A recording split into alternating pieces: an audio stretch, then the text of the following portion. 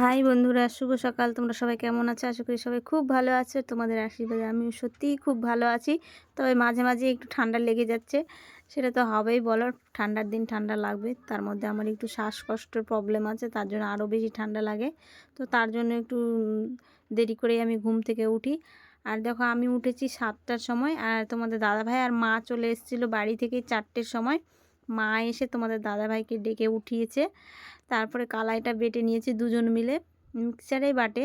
তো বেটে নেওয়ার পর ফেনিয়ে দেখো আমার মা ফেনাচ্ছে আর দিচ্ছে বড়িটা, মানে বসাচ্ছে। আর তোমাদের দাদাভাই এদিকে ফেনিয়ে নিচ্ছে। তারপর উঠে আমি ভাবলাম একটু ভিডিও করে নিই, তার জন্য একটু ভিডিও করে নিলাম, তোমাদের সঙ্গে শেয়ার করলাম। আর এদিকে দেখো, মা 2 চাটা বড়ি অলরেডি বসানো হয়ে গেছে। এই যে দেখো 2 চাটা, আর মা ওখানে 1 চাটা বসাচ্ছে। হ্যাঁ, আর বাদ বাকি যেগুলো তোমাদের দাদাভাই ফেনাচ্ছে সেগুলো আমি বসাবো। তো মা এখন যাবে বাড়ি, আর আমি বাকি বড়িটা বসিয়ে নেব।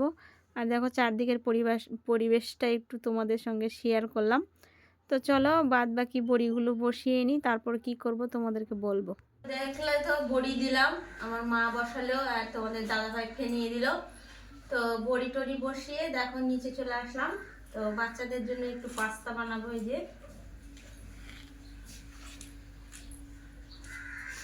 তার জন্য পেঁয়াজ আলু কেটে নিচ্ছি, কারণ পাস্তাতে চাউমিনে একটু আলু দিলে খেতেও খুব টেস্ট হয়। তার জন্য 2টো আলু নিয়ে নিয়েছি, আর পেঁয়াজ লঙ্কা এগুলো কেটে নেব। তো প্লিজ কেউ স্কিপ করবে না, পুরো ভিডিওটি দেখতে থাকো।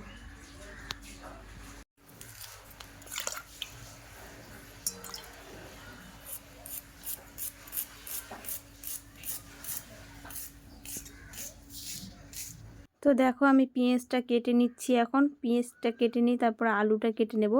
কারণ পাস্তা হোক বা চাউমিন, আমাদের বাড়িতে আলু দিয়ে খেতে খুব পছন্দ করে।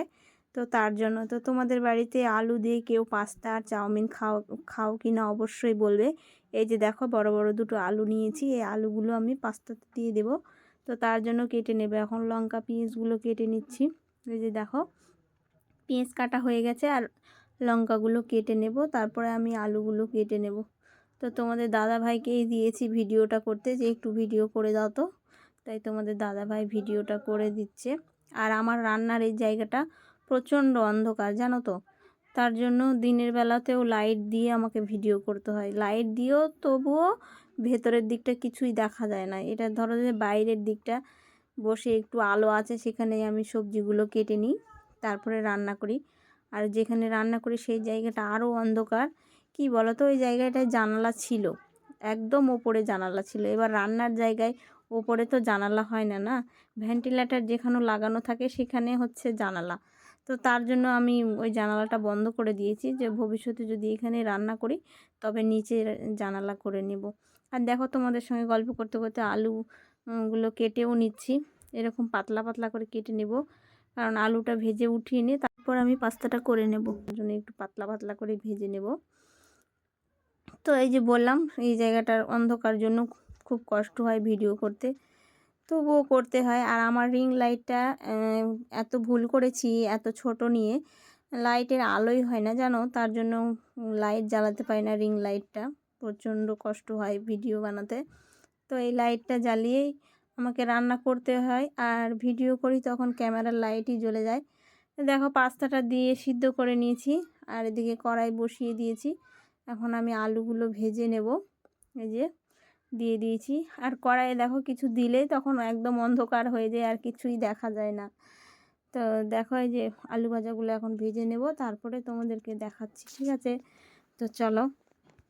আর এই যে দেখো আমি আলু ভাজাগুলো তুলে নিয়েছি। এখন আমি কড়াইয়ে পেঁয়াজ লঙ্কা ডিম এগুলো ভেজে নেব। তো তার জন্য আলুটা উঠিয়ে নিয়েছি। তো একটা হাতে ভিডিও করতে পারিনি, একটু প্রবলেম হলো, থালা ধরতে হয়েছিল আলু ভাজা তোলার জন্য। তো দেখো এখন আমার পেঁয়াজ লঙ্কা দিয়ে ভেজে নেব, পেঁয়াজ লঙ্কাটা ভালো করে লাল লাল করে। তারপরে ডিম দিয়ে দেব। এই যে দেখো এখন আমি ডিমগুলো দিয়ে দেব এক এক করে।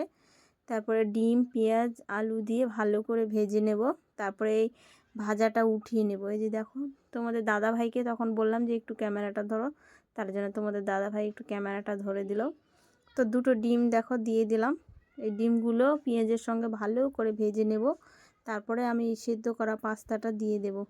তো দেখো কত সুন্দর লাগছে না দেখতে, একদম পোচের মতো হয়ে গেছে। ওইভাবে ছেড়েছি, তার জন্য মনে হচ্ছে পোচ হয়ে গেছে। তো আমি এটা পোচ করব না, বললাম তো পাস্তাতে দেব, তার জন্য আমি ভেঙে দিলাম কুসুমটা। সম্পূর্ণ ডিমটাই ভেঙে ভালো করে মিশিয়ে নিচ্ছি পেঁয়াজের সঙ্গে। এটা এই ভেজে মানে ভাজা হয়ে গেলে খুব সুন্দর হবে। দেখো একদম ঝরঝরে হবে, দেখতেও খুব সুন্দর, আবার খেতেও খুব টেস্ট হবে। তো চলো ডিমটা ভেজে নিই, তারপর তোমাদেরকে দেখাচ্ছি।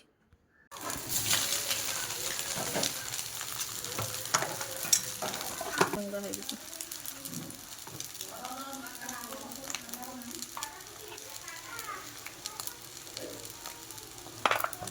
তো দেখো এই যে লবণ আর হলুদ দিয়ে দিলাম। এখন আমি ভালো করে পাস্তাটা ভেজে নেব ভালো করে। তো এখন আমি আলুগুলো দিয়ে দেব পাস্তার মধ্যে। লবণ হলুদটা মিশিয়ে নিয়ে তারপরে আলুগুলো দিয়ে দেব। তারপরে একটু হালকা নেড়ে চেড়ে নিলে আমার পাস্তা রেডি হয়ে যাবে। তো দেখো খুব সুন্দরভাবে কিন্তু হলুদ লবণটা মিশে গেছে। এখন আমি আলুগুলো দিয়ে দেব, দিয়ে নেড়ে চেড়ে আমি পাস্তাটা নামিয়ে নেব। তেল দিয়ে দিয়েছি ভালোভাবে, মানে যেরকম দিতে হয় সেরকম তেল দিয়ে দিয়েছি। এই যে একটু আলুটা মিশিয়ে এখন আমি নামিয়ে নেব, তাহলে আমার পাস্তা রেডি।